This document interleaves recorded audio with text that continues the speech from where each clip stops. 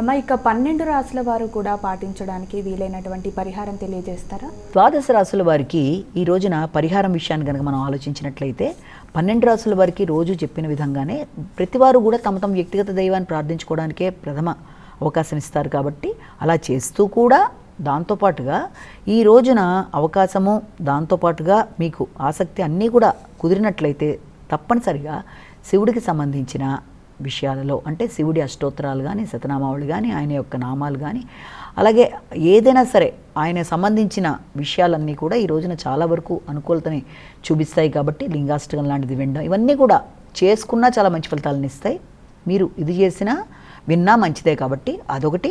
అలాగే అవకాశం ఉన్నట్లయితే శివాలయ సందర్శన కూడా చాలా చాలా చాలా మంచి ఫలితాన్ని ఇస్తుంది. కాబట్టి దానివల్ల అపమృత్యు దోషాలని తొలగిపోవడంతో పాటుగా వ్యక్తికి ధైర్యం, దాంతోపాటు ఉన్నతంగా ముందుకు వెళ్ళడానికి అన్ని రకాలుగా ఆటంకాలు తొలగిపోవడం మొదలైన వాటికి ఆస్కారం ఉంటుంది. కనుక అవకాశం ఉన్నట్లయితే ఈ పని కూడా మీకు అనుకూలంగా ఉన్నప్పుడు చేస్తే తప్పలేదు.